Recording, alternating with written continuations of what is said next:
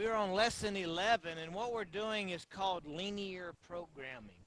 We're going to be graphing linear inequalities, and they're all going to overlap into a geometrical region, maybe a triangle, maybe a quadrilateral. And we're going to find, you're welcome, we're going to find where the corners of that geometrical figure are and find the points for those corners by doing systems of equations. Because remember, the point of intersection is the solution to the system. And then we're going to use those XY ordered pairs for those corners to predict some of the maximum and minimum ideas that would be involved in the word problem. Okay, example. It says, Jim and his wife are planning to drive from Paris, Texas to Kalamazoo, Michigan. They would like to drive as far as they can each day, but they are going to follow the following rules. What are their major possibilities of driving distances per day in relationship to hours of driving time? That sounds like it could be kind of a complex problem, but we'll take it a piece at a time and it'll all work. We have these three constraints that we would call them, A, B, and C. Constraint A, Jim will not drive more than 8 hours per day. Constraint B, Jim will not drive over, he will not average over 50 miles per hour. C, Jim would like to drive at least 300 miles per day. Now it tells us the steps down there, and let's look at those steps. It says write inequalities for A, B, and C. We're going to have to write inequalities for those. Let y be equal to the number of miles, and let x be the number of hours. Now let's go ahead and do that while we're here, and then we'll move on to our notes section. If you notice, the next page in your handout is a blank page to take notes in. So you can take the notes there. I'm going to go ahead and write it down here just so we can see it on the screen. If hours is x and miles is y, then I could kind of stick x's and y's in there, right? X is hours and miles is y, so we kind of get that idea. Just so we can kind of see it right now. Now let's write an inequality. Jim will not drive more than 8. What does it mean, will not drive more than? So what's an inequality for not more than? Not more than would be less than or equal to. Not more than could be expressed with the inequality less than or equal to. Now what is less than or equal to what? The number of hours he drives x is not more than less than or equal to 8 per day. Now, we're talking about one day. This whole thing is a one-day deal. What's he going to do in a day? So our characters are miles and hours, and it's all happening in a day, so that's set. Jim will not average over 50 miles per hour. Now, what's 50 miles per hour? Algebra 1 coming back. Blah per blah. Blah per blah is page 114 in the Algebra 1 book. The rate of change. Blah per blah. Slope. Slope. Slope. Right? Remember that? Blah per blah slope. In a y equal what kind of equation? In a y equal mx plus b. B is the beginning or the y-intercept, right? Which means we usually put it first. And m is your blah per blah, change in y over change in x, which is slope. Well, it gave us the 50 miles per hour. That's your slope. And so we're going to have a y, and we're going to have a 50x. And there's not a y-intercept. It would be 0, right? But it says he will not average over, which means that his average is going to be less than or equal to.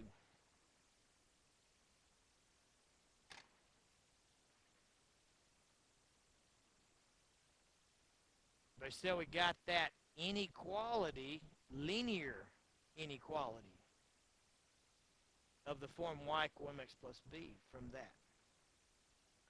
Now, he would like to drive at least. What does at least mean? At least means that much or more. That much or more. That much or more is what inequality? Greater than or equal to. At least is that much or more. What is that much or more what? Miles is at least greater than or equal to 300. And again, we're sticking with a day. This is all about a day. So that miles per day is not a slope. It's just a set one day, you see. So we've got three inequalities that come from those three constraints that we could actually graph on graph paper. Okay? So we got those. All right. Now, so step one right here said, write inequalities for A, B, and C where y is miles and x is hours. Number two, we're going to graph shade. We're going to graph the inequalities and shade the overlapping region and focus on the corners of the geometrical shape that is formed. After that, we're going to solve the inequalities that hit the corners as if they were lines instead of inequalities. We're going to find the intersection points. And these are the major miles in relationship to hours that he could drive a day. So let's just look at that. First of all, we want to graph those, so we're going to go past that. And we're going to need to graph. Now, we're going to have to be a little bit creative on our graph, right? Let me write the inequalities here. The inequalities were y is, what was the first one? X. I'll just write it here. X is less than or equal to 8. The next one was y is less than or equal to 50x, right? And the last one was greater than or equal to 300.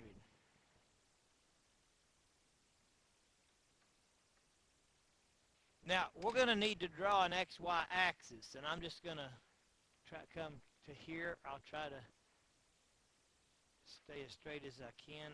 It's hard on the smartboard if it moves on you. I'm just going to make that the origin down there.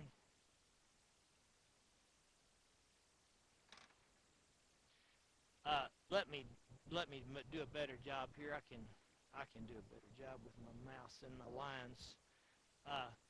Yeah, so you're going to need to draw an axis. I'm just going to do it with this, and then I'll know I have something straight, okay? Ooh, it doesn't want to even do it there. That's crazy. Well, that's plumb weird, isn't it? Forget that. I'll do it by hand again. Sorry about this.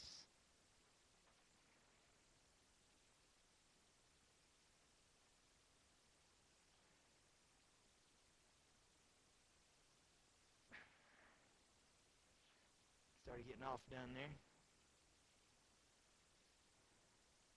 The shadow of my hand is in the way.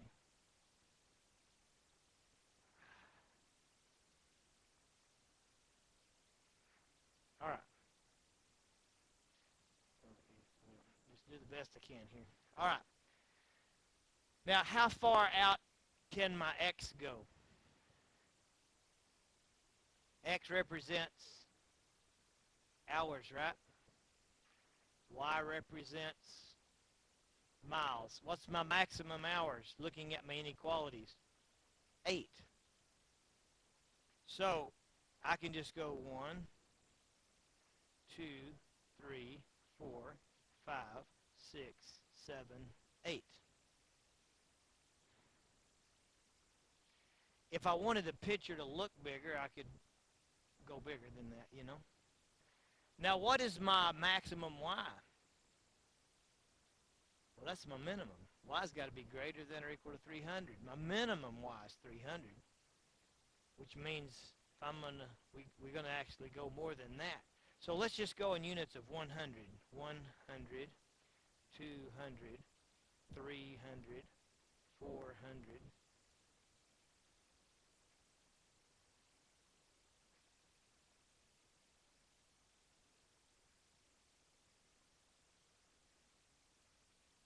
500 miles a day. Maybe that'd be enough driving. Not, we'll add some more miles. Okay?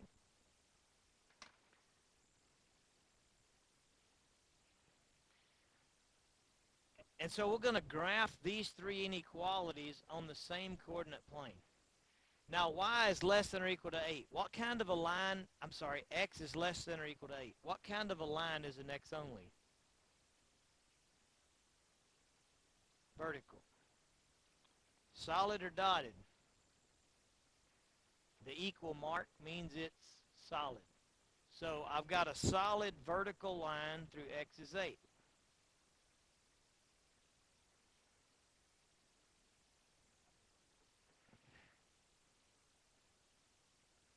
That's got some shading because it has an inequality. It says that x is smaller. Which direction does x get smaller? To the left. And so we're going to shade to the left. Understand that?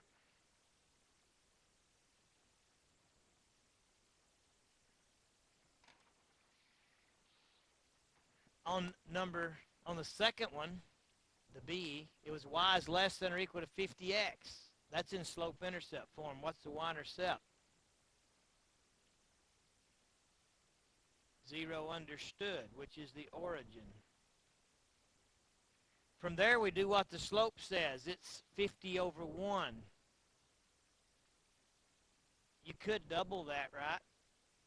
Which would be 100 over 2. Or you could triple it, which would be 150 over 3. My units are in units of 100 on my y, so I'm going to double the slope just to enlarge it enough to be able to make some nicer moves. So it says to go up 100 and to the right 2. That would be here. Up another 100 and to the right 2 would be here. Up another 100 and to the right 2 would be here. Up another 100 and to the right 2 would be there.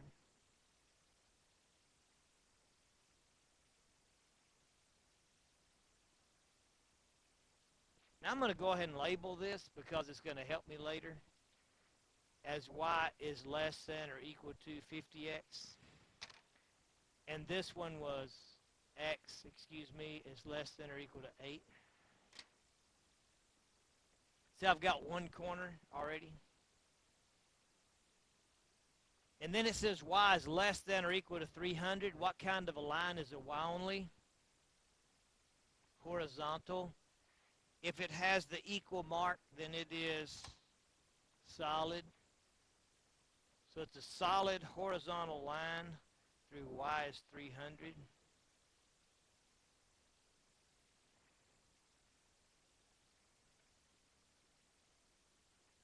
Which way do we shade? Y gets, we hit the big end, right? Which way does y get bigger? Up.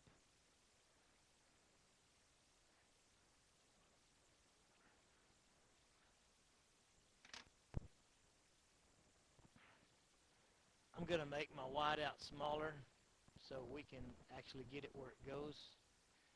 Do you realize that the overlapping shaded region is here, here, here? Can you see that?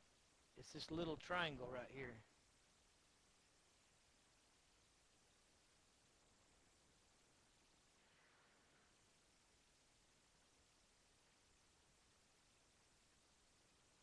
Okay.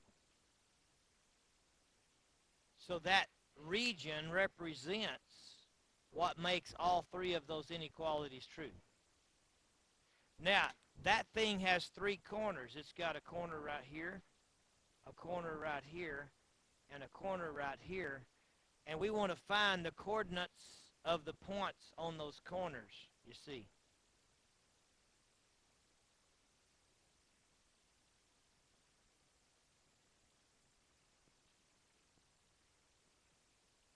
Mm-hmm. Yeah, but a lot of times if you draw the lines and then shades, you can't remember which line's which. You got to go back and figure out the line. So I like to shade as I go because then I don't forget which line was the one with which inequality. But anyway, whatever works for you. Uh, Now, if I want to find the point on the bottom left, this point I'm kind of making darker, then I need to find the two equations that hit it. Notice that the green and the blue hit that. The green was y is less than or equal to 50x. And the blue was y is greater than or equal to 300. If I solve that system, then I will get the point of intersection, right? Understand what we're talking about? And so to solve that system, I can just put, now we're going to solve it as if they're equals. Okay, so what we're doing is acting like we're dealing with the lines only and not the shading. And then I'm going to solve that system so I can put what y is in place of y. So I would have 300 is equal to 50x. Undo multiplication by division, and I would get x is equal to 6. So that corner is 6, 300. That's this corner right here. That means that one possibility as far as a maximum or minimum would be that he drives 6 hours and goes 300 miles.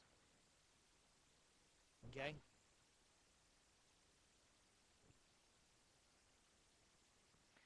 Now, if we want the bottom right corner is going to be easy to find because it comes from the horizontal line y equal 300, the inequality, which we're going to turn into an equation, and it comes from the vertical when x is less than or equal to 8 or x equal 8. Well, that's pretty obvious that that's 8, 300. Since it's a horizontal line hitting a vertical line, it was pretty obviously it hit at the constant x and the constant y, 8 and 300. Okay? Yeah, everybody understand how we got that? This point right here came from the vertical line, x equal 8, and the horizontal line, y equal 300. So its intersection is 8, 300. The harder one to solve is going to be this top right one. I guess it could be. It's about the same as it was the first time. Its intersection is the green line and the black line. So the green line was y, if we use an equal sign, equal 50x. And the black line was x equal 8 if we make it an equation. So then we would just plug that in, and we would have y is equal to 50 times x, which is 8. So y is equal to 400, which gives us the solution 8, 400.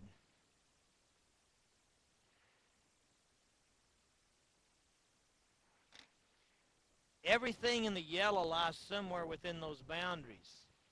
So we could conclude that Jim is going to drive between 6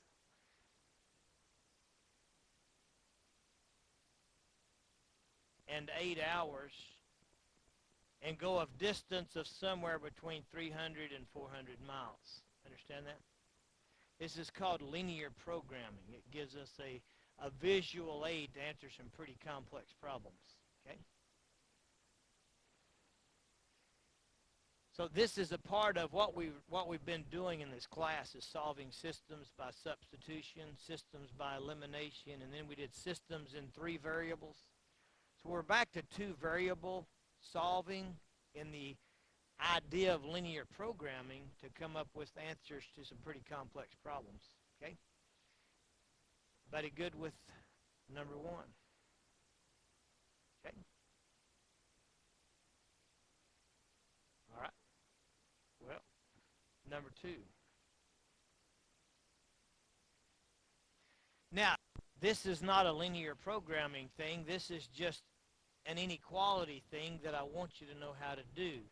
Now, we learned in Algebra 1 how to write linear equations and inequalities and set up systems and solve. And I'm going to take you through my Algebra 1 book idea stuff. Remember on page 40 we said to do a word problem, you're going to read and understand the story. You're going to identify the character or characters of the story and assign a variable to each one. You're going to write out word sentences, which could be a comparison between two characters, B, formulas like perimeter, area, volume, circumference, etc. And we added complementary and supplementary, and the sum of the angles of a triangle is 180, and in geometry, definition of a linear pair, and all kinds of stuff. And then we said you can also have sentences containing words like total, sum, difference, product, quotient, etc. And then we got into those total amount, total value equations. You remember those from chapter 5 of Algebra 1? Total amount, total value. Okay, here we go. It says Joy was saving money to buy gifts for her mom and dad. Sentence 1. She had $8 that her brother John had given her and was going to save 50 per week. Sentence 2. Joy would like to have at least $338.50. Sentence 3.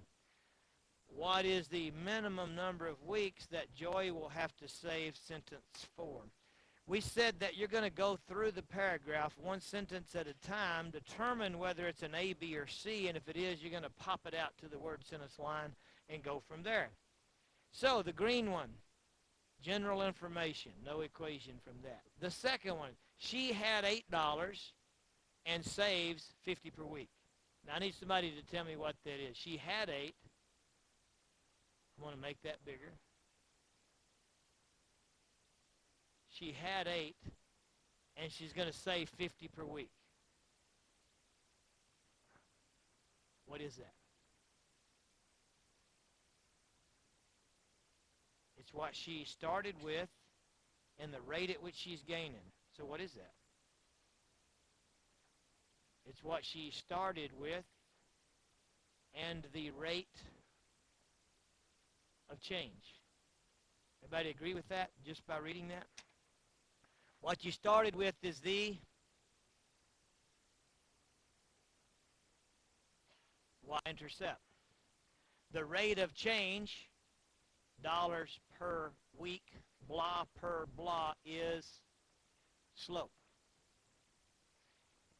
Everybody remembering from way back when? Okay.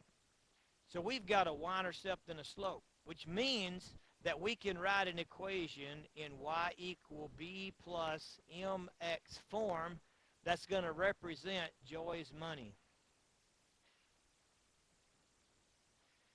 Everybody agree with that? Everybody understand that?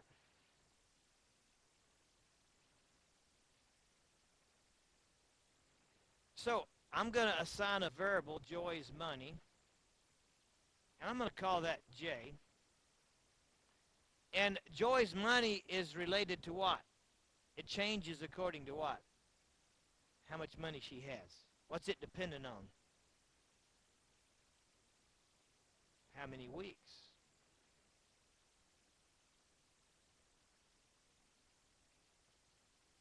Joy's money is the Y, the dependent variable.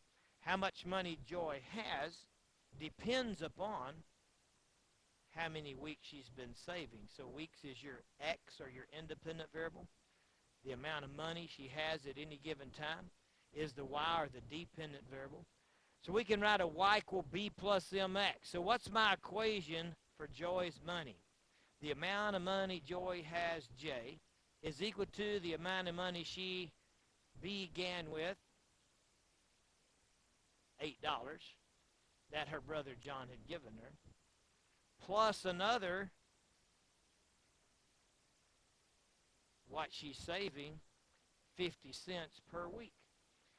So we have extracted from that paragraph a Y equal B plus MX equation to represent Joy's money in relationship to the number of weeks that she's been saving money. Any questions on that? Now, this is in your Algebra 1 book on page 159A. Page 159A, so you'll know where to go. Your syllabus will tell you that, but that's where it's at. Now it says, Joy would like to have at least $38.50. $38.50. So, Joy's money, J, needs to be at least $38.50. We're just going to write that inequality statement. Joy's money needs to be at least $38.50. And you know, if you've had my class before, that I don't let you put those two thoughts together in your head. We're going to do the blue sentence on one line.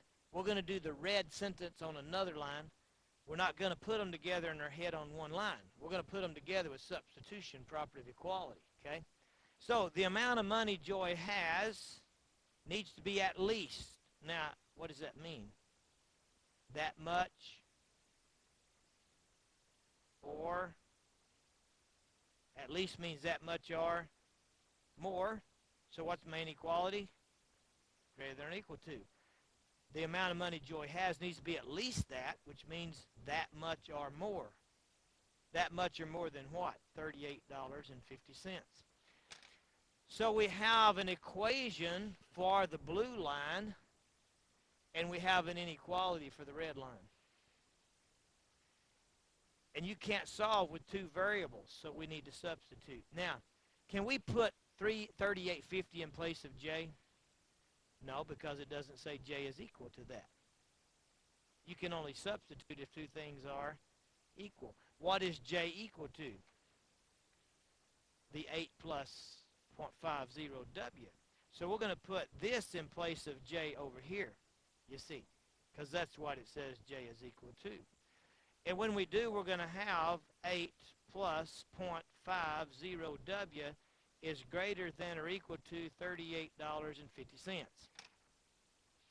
Now, before we get any further, I want to show you something that we didn't read, and it really gives students a hard time on tests. And that's this. It says, what is the minimum number of weeks? Now, people will read that on a standardized test, and they won't even try to answer it, because that means that there's more than one possibility. And they're thinking if there's more than one possibility, I'm not even going to try it. I have trouble finding one answer, much less a bunch of answers. But you see, we don't have to worry about that because the inequality is going to take care of that.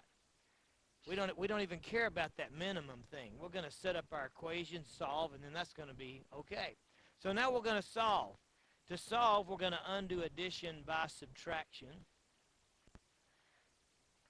So we're going to have 0.50W is greater than or equal to 3050. Now we're going to undo multiplication by division. And we're going to get W is greater than or equal to 6061. Now what does that mean? It means the number of weeks could be 61, 62, 63, etc. But what's the question? What is the minimum? Well, the minimum is 61. Now, don't circle that for the answer. That's not the answer to the question. The question is, what is the minimum? The answer is 61 weeks. Any questions on number 2?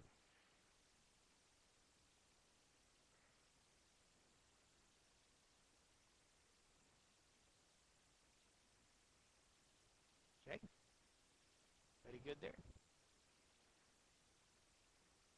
All right. Number 3. Jessica, and I don't know who Jim is, but Joy and Jessica are my nieces in Sitka, Alaska. Great nieces. Jessica saves quarters, and Joanna, which is the other sister, Jessica, Joy, Joanna, John, and the parents are Jack and Jennifer, so the J6 crew. And Joanna said they were really the J7 because Jesus made number 7. Anyway, Jessica saves quarters and Joanna saves dimes. That's general information. They had a total of 28 coins worth at least $5.35. And then the question, what is the maximum, and we know not to even worry about that until we're totally done, number of dimes that Joanna would have to have for this to be true. So we're going to write on our paper characters. and we're going to go in search of word sentences. And word sentences could be a comparison between two characters. Formulas are sentences containing words like total, sum, difference, product, and quotient. And when we got into chapter 5 of Algebra 1, we began to talk about total amount and total value equations. And this is a total amount, total value situation. Okay? And so what we're going to find that is a word sentence thing is we have total coins with a total value of at least. So we have a total amount. So we're going to put total coins, 28. And then total value. See, we have the total amount of coins and the total value of them. Total amount, total value. The total value of at least $5.35.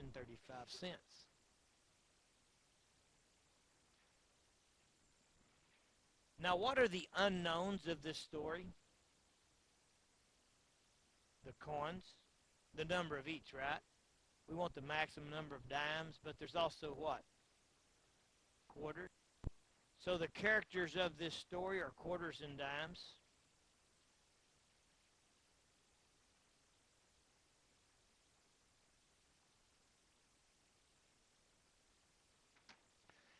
And what I need to do is write an equation for the first one, an equality for the second one, substitute together and solve. Okay? They see what we're doing? Those of you that had me for Algebra 1, this probably comes back a little more familiar. I don't know who the others had for Algebra 1, but I'm sure you did some word problems. Maybe not with characters and word sentences, but okay. So, how do I write what's my equation for total coins going to be? Q plus D. Number of quarters plus number of dimes is 28. Now, I don't have anything for total value yet. So I'm just going to have to write an equation, a variable for that. What do you want to call total value right now? Well, we don't really want to call it something, because if we did, we'd have so many variables we couldn't solve. That would create a third variable, and we only see two equations, right? And we couldn't do it if we called it a third variable. So we got to think, is there any way to express the value in terms of Q and D? What's a quarter worth? 25 cents. You see, we don't want to express the value with a third variable because we'd need a third equation. So we need to express it in terms of what we already have, Q and D. We know the value of a quarter. A quarter is 25 cents. So 25 cents per quarter plus 10 cents per dime, that expresses total value in terms of variables we already have, right?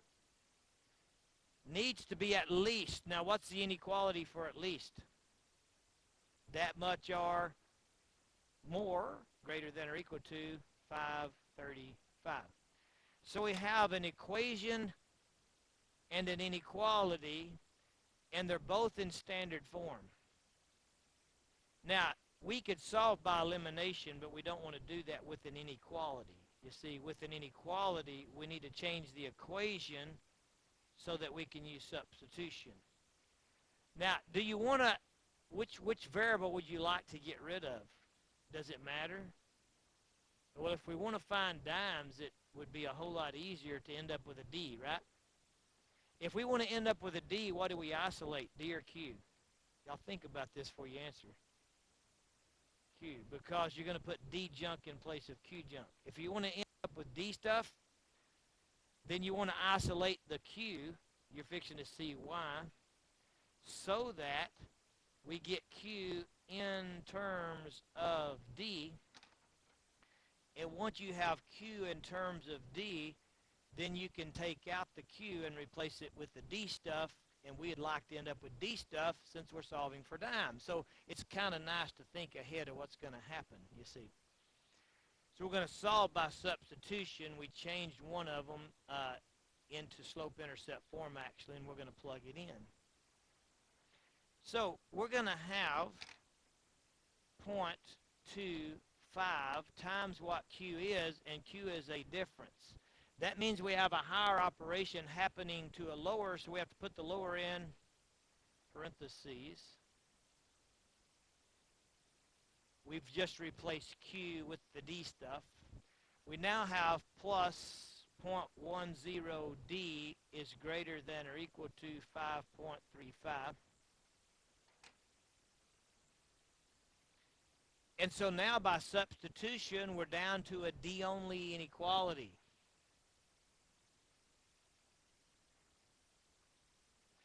Anybody see a problem? Anything that bothers you in this so far?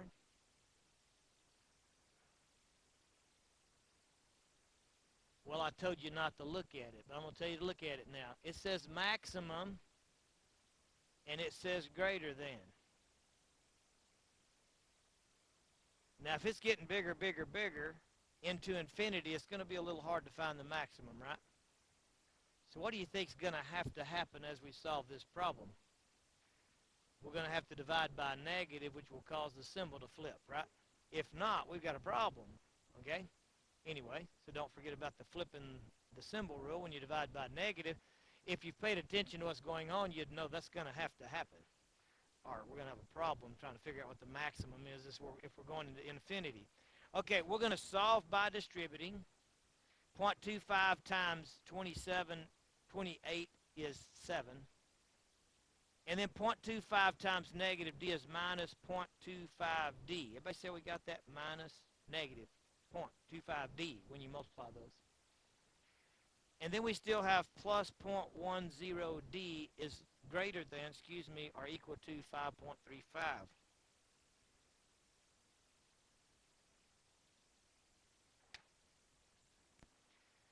We distributed. Now we can combine like terms using sign rules. Don't put negative 35 like 90% of the people do that aren't paying attention. The signs are different, right? We have a negative and a positive. When you add or subtract with different signs, you subtract 0.15d and take the larger, which was negative, 7 minus 0.15d. Be careful with your sign rules right there. It's crazy. People forget about them right in the middle of these problems. So we've got a greater than or equal to. Let me fix that. I'm sorry. 5.35. We've done all we can do to simplify. Now it's time to undo. We're going to subtract 7. We would have negative 0.15d is greater than or equal to negative 1.65.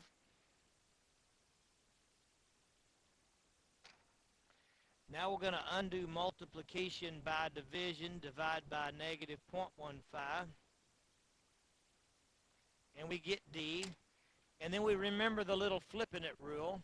If you multiply or divide both sides of an inequality by a negative number in the undoing process, you change the greater than to less than or less than to greater than, and we get what number when you divide?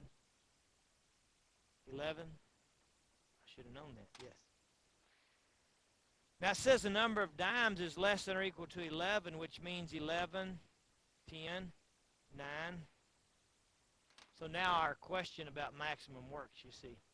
What is the maximum number of dimes? 11. Do not circle that for the answer. That's not the answer. The answer is 11 dimes. Okay? Any questions on number 3?